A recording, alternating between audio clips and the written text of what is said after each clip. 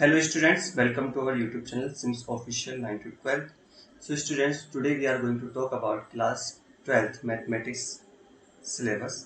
Board exam के purpose से हम सिलेबस में क्या क्या चीज़ें पढ़ेंगे, क्या क्या नहीं पढ़ेंगे और कितने नंबर का पेपर आ रहा है, कौन कौन से चैप्टर से कितने कितने मार्क्स में क्वेश्चन हमसे पूछे जाते हैं, उसकी पूरी डिटेल हम इस वीडियो में कवर करेंगे. Okay students.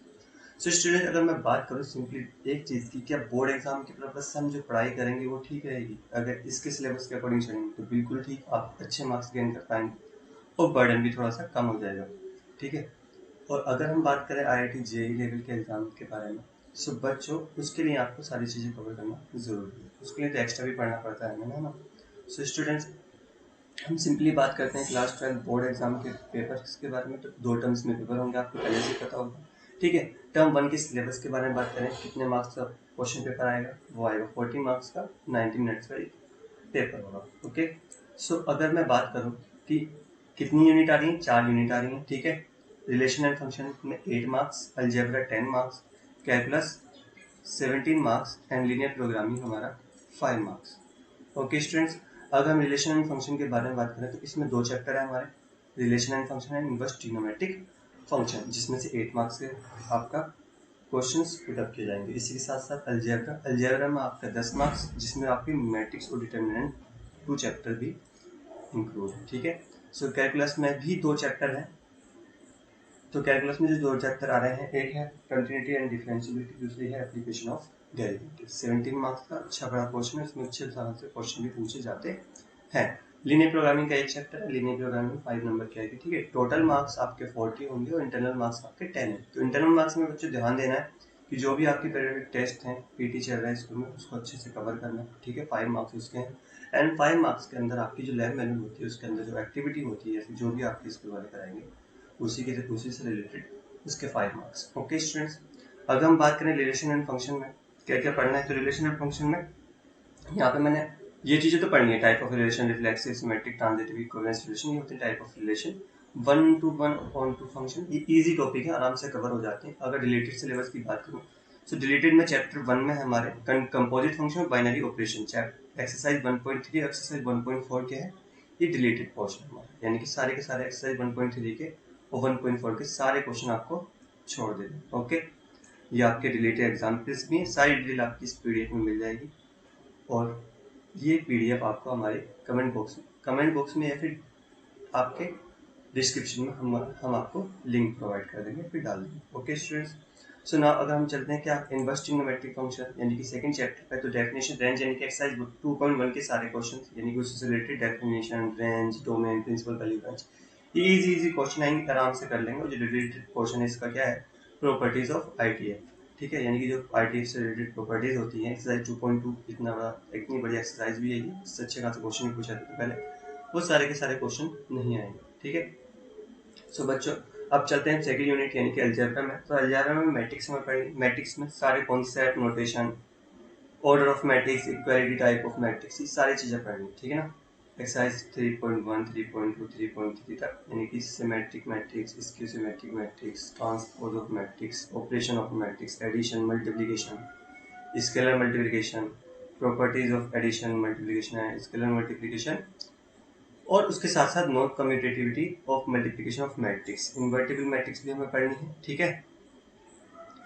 सो स्टूडेंट्स, हमारे रिलेटेड कोर्सेज में रहेगा क्या, सिर्फ inverse by elementary row and column transformation, यानी कि जो हम सो स्टूडेंट डिटरमिनेंट्स में हमारे determinants of square matrix, minus, cofactors, application of determinants, finding the area of triangle, adjoint, inverse of square matrix, solving system of linear equation in 2 variable and 3 variable using inverse of matrix, ये हमें cover करना है, यानी कि पढ़ना अच्छे से. उसमें जो नहीं आएगा रिलेटेड पोर्शन है वो हमारा प्रॉपर्टीज ऑफ डिटरमिनेंट्स. ठीक है.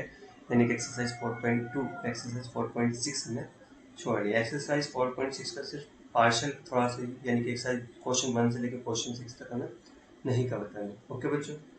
सो ये मैंने प्रोबेबिलिटी लगाई कि ये क्वेश्चन आपको नहीं पढ़ना है. ये जो मैंने आपको PDF शेयर करूँगा, इसमें ये वो क्वेश्चन है हमारे जो नहीं पढ़ना है, यानी कि क्वेश्चन चाहे वो एक्सरसाइज हो या फिर एग्जाम्पल्स हो, ये आपको नहीं करने. ठीक है. कर लें अच्छी बात है, नहीं करें तो इसमें लॉस नहीं है बोर्ड के एग्जाम के पर्पज से. ओके.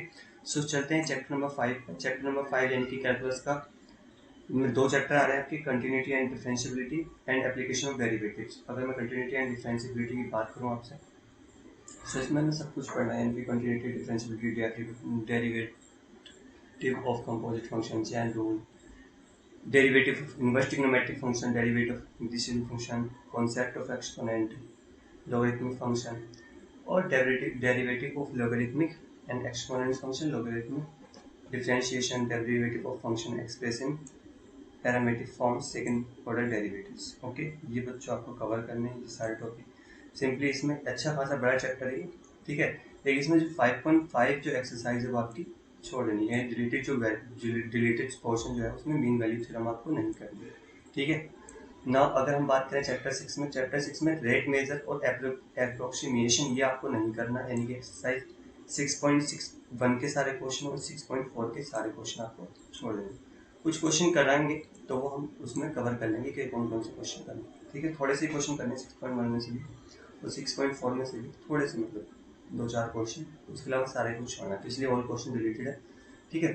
उसके बाद करें हम लीनियर प्रोग्रामिंग की, तो लीनियर प्रोग्रामिंग में अनबाउंडेड एंड लैंग्वेज क्वेश्चन जो है वो नहीं आ रहे, यानी कि 12.1 में क्वेश्चन 4, 6 एंड 9 एंड 12.2 में ऑल क्वेश्चन। लेकिन मैं ये कहूँगा कि जो केस स्टडी बेस्ड क्वेश्चन है वो चैप्टर नंबर 12 से लीनियर प्रोग्रामिंग से ही बनेंगे, यानी कि जो आपके लैंग्वेज क्वेश्चन है। जैसे कि अगर हम चलें ये तो चैप्टर नंबर 6 में से पढ़ना है, एप्लीकेशन ऑफ डेरिवेटिव्स, ये सारी चीज़ें आपको पढ़ना है, maximum, minimum, normal, standard, increasing function, decreasing simple problem, ठीक है ना। इसके बाद लीनियर प्रोग्रामिंग में आपको क्या पढ़ना है, introduction, related terminology such as constraint, objective function optimization, defense of linear programming problem, graphical method of solution of problem into variable, feasible and feasible reason, ठीक है ना, बाउंडेड वाला सॉल्यूशन फाइंड करने, ऑप्टिमल फीजिबल सॉल्यूशन, ठीक है ना। ये सारी चीज आपको कवर करनी है। लेकिन सिंपली जो इसका रिलेटेड पोर्शन उसमें से ना क्या बन जाते हैं, हमारे केस स्टडी टाइप्स क्वेश्चन बन जाते हैं। सो दैट्स व्हाई हम ना उस क्वेश्चंस को कर लेंगे, ताकि क्या होगा, क्या केस स्टडी क्वेश्चन वहां से पूछे जाए, हम इजीली उसको कवर कर लें। तो बच्चों ये था टर्म 1 का सिलेबस है ना, आई होप आपको समझ में आया, ठीक है। ये सारी चीज़ें आपको कवर करनी है, कुछ चीज़ें जो मैंने बताया जो कवर नहीं करनी, ठीक है ना। उसके बाद में अगर मैं बात करूँ इंटरनल असेसमेंट में, मैंने बताया था पीरियडिक टेस्ट और मैथमेटिकल एक्टिविटीज, चाहे वो फायर रिकॉर्ड हो या term end assessment of fun activity and viva, जो भी हो, ओके। सो नाउ अगर हम टर्म 2 की बात करें तो टर्म 2 में जो 40 मार्क्स का ये भी पेपर होगा, 1 पेपर होगा आपका, ठीक है ना। ये एमसीक्यू बेस्ड क्वेश्चन नहीं आएंगे इसमें, ठीक है ना, सिंपल। सो देखो, और टर्म 1 में ये कंफ्यूज मत करना टाइप एमसीक्यू टाइप क्वेश्चन है सर, कैसा होगा कैसा नहीं होगा। सो मैंने पहले भी बताया था आपको कि ये MCQ type question, long question, short question is a type of question, है ना। सो अगर हमारे कॉन्सेप्ट अच्छे हैं तो कोई मैटर नहीं करता कि हमसे क्वेश्चन एमसीक्यू में पूछा है, क्वेश्चन हमसे लॉन्ग पूछा है, शॉर्ट पूछा है, ट्रू फॉल्स पूछे, कोई फर्क नहीं पड़ता अगर हमारा कॉन्सेप्ट अच्छा है। और देखो सब कुछ हो जाता है अगर कॉन्सेप्ट अच्छा, तो आप क्वेश्चंस को अच्छे से कर पाते हो। जैसे कि फॉर एग्जांपल लो, आईआईटी के जो क्वेश्चन होते हैं वो ज़्यादातर एमसीक्यू बेस्ड होते हैं, ज़्यादातर क्या वो एमसीक्यू बेस्ड ही उनका पेपर पैटर्न, तो वहाँ पे भी तो आप पढ़ते हैं ना इस तरीके से। तो सिंपली आदत डालना है इसे, ठीक है ना। तो घबराना मत इस चीज़ से कि सर एमसीक्यू बेस्ड क्वेश्चन है ना, कॉन्सेप्ट बिल्ड करो, अच्छे से पढ़ाई करो, ठीक है। उसके बाद में हम बात करें टर्म 2 का सिर्फ एक पेपर होगा 40 मार्क्स का, उसमें है कैलकुलस, ठीक है, vector and 3 dimensional geometry and probability. Calculus में से 18 marks, vector and 3D geometry में से 14 मार्क्स, प्रोबेबिलिटी में से आपका 8 मार्क्स क्वेश्चन पूछ जाएंगे, ठीक है ना, सिंपल है। तो फिर कैलकुलस में अगर हम बात करें तो देखो सारा पोर्शन पढ़ना है आपको, ठीक है। जो नहीं पढ़ना है वो क्लियर कर देता हूँ आपको, ठीक है ना, कि पढ़ना जो है integration as inverse process of differentiation, integration सारे, मतलब इंटीग्रेशन में तो ये सोचो कि सारा का सारा पढ़ना है, बस कुछ ही चीज़ें नहीं करनी है। जैसे कि लिमिट्स ऑफ सम है एक टॉपिक है, वो नहीं कवर करना है, जिसमें एक्सरसाइज 7.8 यानी कि और सप्लीमेंट्री एक्सरसाइज, ये 2 एक्सरसाइज नहीं करनी। सप्लीमेंट्री एक्सरसाइज लास्ट में होती है, सारे क्वेश्चन नहीं करने इसमें, ओके। सो अगर हम बात करें एप्लीकेशन ऑफ इंटीग्रल में से जो रिलेटेड पोर्शन है वो आपका area between two curves and no complex problem, simply 8.2, ठीक है। सारे क्वेश्चन मुस्लिम एक्सरसाइज के 2-3 क्वेश्चन है वो देख लेना आप इस पीडीएफ में, ओके बच्चों।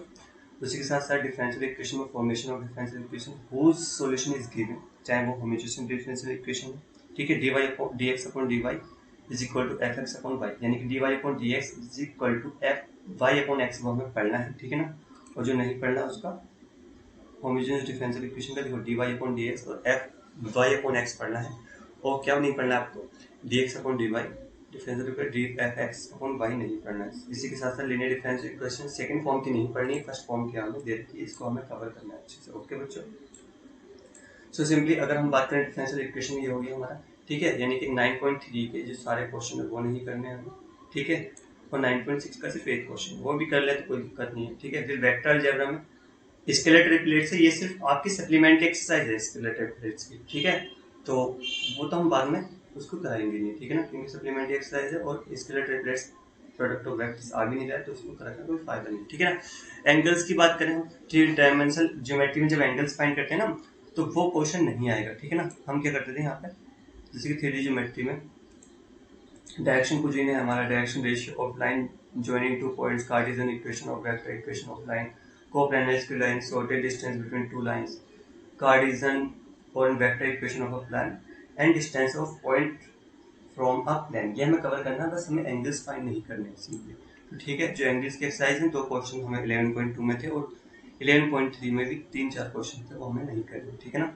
फिर चलते हैं प्रोबेबिलिटी के ऊपर। प्रोबेबिलिटी में हमें क्या करना है, पहले वो देखें, condition probability, multiplication theorem of probability, independent event, total probability, bias theorem, random variables, probability distribution हमें कवर करना है, और जो हमें नहीं पढ़ना है वो है mean, variance, Bernoulli trials and binary distribution, ठीक है ना।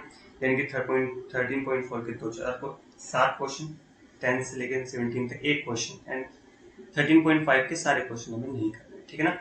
तो बच्चों ये हो गया आपका सिलेबस। मैंने दोनों चीज़ें बता दी कि क्या पढ़ना है क्या क्या नहीं पढ़ना है, ताकि आप कंफ्यूज ना हो, ठीक है।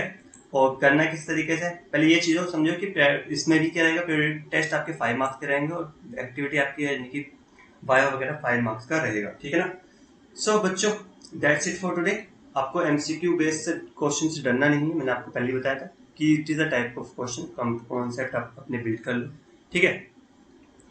और एक चीज और ध्यान देना, सबसे पहले आप पढ़ेंगे क्या, एनसीईआरटी, ठीक है। एनसीईआरटी के बाद में सारा कवर कर लें, यानी कि आपके जब मेथड अच्छे हो जाए, यानी कि कॉन्सेप्ट अच्छे से मजबूत हो जाए, फिर उसके साथ साथ आप एग्जाम्पलर भी कर सकते हो। एग्जाम्पलर में टाइप ऑफ क्वेश्चन बहुत ज़्यादा होते हैं तो हमें अच्छे से प्रिपरेशन हो जाती है, ठीक है ना। और अगर आपको और पढ़ना है एमसीक्यू बेस्ड क्वेश्चन, तो देखो एग्जाम्पल में एमसीक्यू बेस्ड क्वेश्चन होते हैं, 15 से 20 होते हैं हर एक्सरसाइज में, तो वो वहाँ से कवर कर लेना। उसी के साथ साथ सीबीएसई की वेबसाइट है 2021-22 का, आई थिंक क्वेश्चन बैंक डाली हुई है शायद, उन्होंने चेक कर लेना, ठीक है। देखी थी मैंने शायद। सो उसमें केस स्टडी बेस्ड क्वेश्चन दे रखे हैं, वहाँ से केस स्टडी बेस्ड क्वेश्चन कर लेना, ठीक है। और उसी के साथ साथ अगर ये सारी चीज़ें हो जाएं तो प्लीज़ 10 ईयर्स प्रीवियस पेपर देख लेना, बस हाँ उसमें ये देखना कि जो रिलेटेड पोर्शन है वो ना पूछा गया, यानी वो वाले क्वेश्चन आपको छोड़ लें, थोड़े से कम ध्यान देना, ठीक है ना, क्योंकि बोर्ड की प्रिपरेशन करनी है तो हमें ऐसी मतलब टाइम बर्बाद नहीं करना ना इन चीज़ों पे, ठीक है। और उसी के साथ साथ मार्केट में अगर कोई अच्छी क्वेश्चन बैंक आएगी, ठीक है, जिसमें इस टाइप के क्वेश्चन हो, टर्म 1 और टर्म 2 से रिलेटेड, यानी कि एमसीक्यू बेस्ड क्वेश्चन या फिर दूसरे, तो वो हम आपको रिकमेंड कर देंगे।